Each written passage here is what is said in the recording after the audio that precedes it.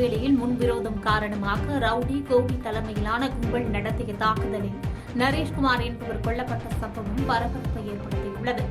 நெய்வேலி கீழ் வடக்குத்து பகுதியைச் சேர்ந்த பிரபல ரவுடி கோபி என்பவருக்கும் இந்திரா நகரைச் சேர்ந்த மற்றொரு ரவுடி ஆனந்தராஜ் என்பவருக்கும் இடையே 8 ஆண்டுகளாக முன்விரோதம் இருந்து வந்ததாக கூறப்படுகிறது. இந்நிலையில் நெய்வேலி அருகே சுடுகாட்டில் ஆனந்தராஜ் தனது நண்பர்களுடன் மது அருந்திக் கொண்டிருந்த போது கோபி என்பவர் தனது கூட்டாளிகளுடன் 3 கார்களில் வந்து திடீர் தாக்குதலில் நடத்தியதாக குற்றச்சாட்டு எழுந்துள்ளது.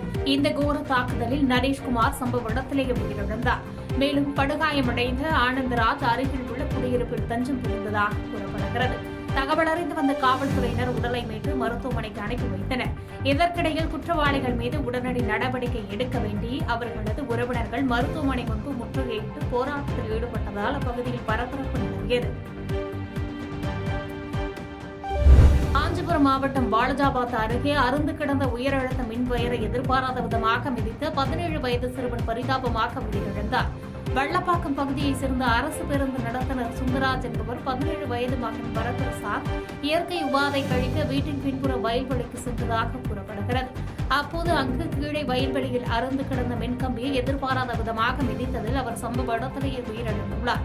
மாதக்கணக்கில் அருந்து கிடந்த மின்கம்பி குறித்து நடவடிக்கை எடுக்காமல் அலட்சியம் காட்டியதே சிறுவன் உயிரிழப்புக்கு காரணம் என குற்றம் சாட்டிய உறவினர்கள் மற்றும் பொதுமக்கள் வாலஜாபாத் மின்வாரிய அலுவலகத்தை முற்றுகையிட்டு வாலஜாபாத் தாம்பரம் சாலையில் சாலை மறியல் போராட்டத்தில் ஈடுபட்டனர்.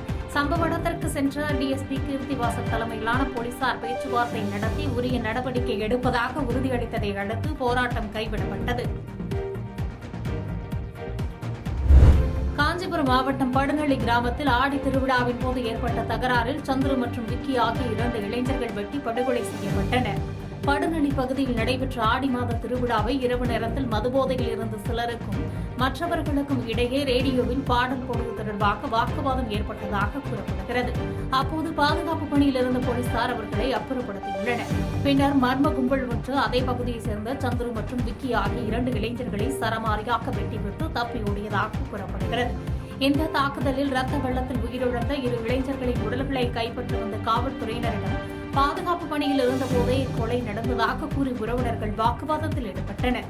இதைத் தொடர்ந்து போலீசார் இருவரது உடல்களை மீட்டு செங்கல்பட்டு அரசு மருத்துவமனைக்கு உடற்கூறாய்வுக்கு அனுப்பி வைத்துவிட்டு தனிப்படை அமைத்து கொலை குற்றவாளிகளை தேடி வருகின்றனர். சட்டமன்றத்தில் இஸ்லாமியர்களை தீவிரவாதிகள் என்று கூறியவர்கள் திமுகவினர் என்று சட்டமன்ற உறுப்பினர் முஸ்தபா சாட்டியுள்ளார். மதுரை காஜிமார் தெரு பள்ளிவாசல் பகுதியைச் சேர்ந்த 100க்கும் மேற்பட்ட பெண்கள் சட்டமன்ற உறுப்பினர் முஸ்தபா முன்னிலையில் தமிழக வெற்றிக் கழகத்தில் இணைந்தனர். தொடர்ந்து இந்நிகழ்வில் பேசிய சட்டமன்ற உறுப்பினர் முஸ்தபா திமுக இஸ்லாமியர்களுக்கு எதிரானது என்று சாடியதோடு சட்டமன்றத்தில் இஸ்லாமியர்களை தீவிரவாதிகள் என்று கூறியவர்கள் திமுகவினர்தான் என்று குற்றம் சாட்டினார்.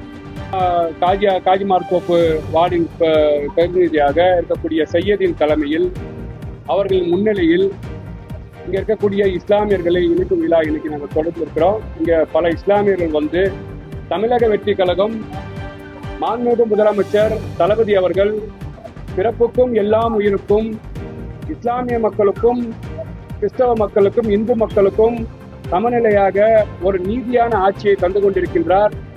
குறிப்பாக கடந்த காலத்திலே இஸ்லாமியரின் பாதுகாவலர் என்று ஏமாற்றிய திமுக இன்று ஆட்சி பொறுப்பு ஏற்றவுடன் தமிழ்நாட்டோட முதலமைச்சர் தளபதி அவர்கள் இஸ்லாமிய மக்கள் சர்தாரியா கமிஷன் எந்த அறிக்கையை பரிந்துரைத்ததோ அரசியலிலும் வேலை வாய்ப்பிலும் கல்வியிலையும் வறுமை கோட்டுக்கு கீழே இருக்கின்றார்கள் என்று அதன் அடிப்படையில் இன்னைக்கு தமிழ்நாட்டில் சுதந்திர இந்தியாவுக்கு பிறகு இஸ்லாமிய மக்கள் கல்வியிலையும் வேலை வாய்ப்பிலும் மேம்பட வேண்டும் என்று இஸ்லாமிய மக்களுக்கு அமைச்சரவையில் இடம் கொடுத்த ஒரே தளபதி தமிழ்நாட்டோட முதலமைச்சர் மாண்புமிகு தளபதி என்பதை இஸ்லாமிய மக்கள் உணர்ந்து கொண்டு தொடர்ச்சியாக இஸ்லாமிய மக்களின் உணர்வை புரிந்து கொண்டு இஸ்லாமிய மக்களின் 5 வேளை கடமையான 5வது கடமையான புனித ஹஜ் யாத்திரை செய்யக்கூடிய இஸ்லாமிய மக்களுக்கு ஹஜ் மானியத்தை 35,000 உயர்த்தி தந்த அரசாங்கம் தமிழ்நாட்டோட முதலமைச்சர் தளபதியின் அரசாங்கத்தை உணர்ந்து தமிழ்நாட்டில் இருக்கக்கூடிய அத்துணை மக்களும்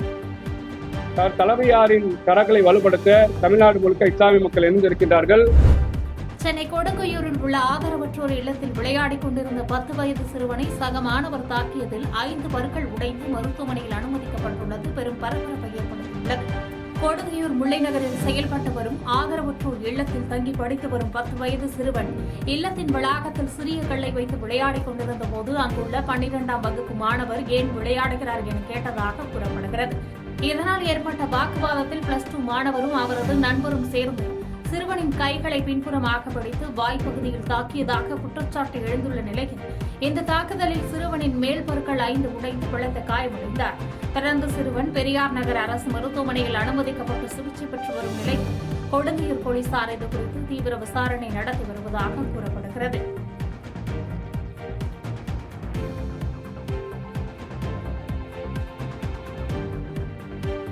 செய்திகளை உடனுக்குடன் தெரிந்து கொள்ள கீழ்கண்ட கேபிள் மற்றும் டிடிஎச் நெட்வொர்க்குகளில் எம்நாடு செய்தி தொலைக்காட்சியை காணுங்கள். பாதகம் செய்பவரை கண்டால் நாம் பயம் கொள்ளலாகாது பாப்பா. மோதி மிதித்துவிடு பாப்பா, அவர் முகத்தில் உமிழ்ந்துவிடு பாப்பா. அண்மை செய்திகளை உடனுக்குடன் தெரிந்து கொள்ள இணைந்திருங்கள் எம்நாடு தொலைக்காட்சியுடன்.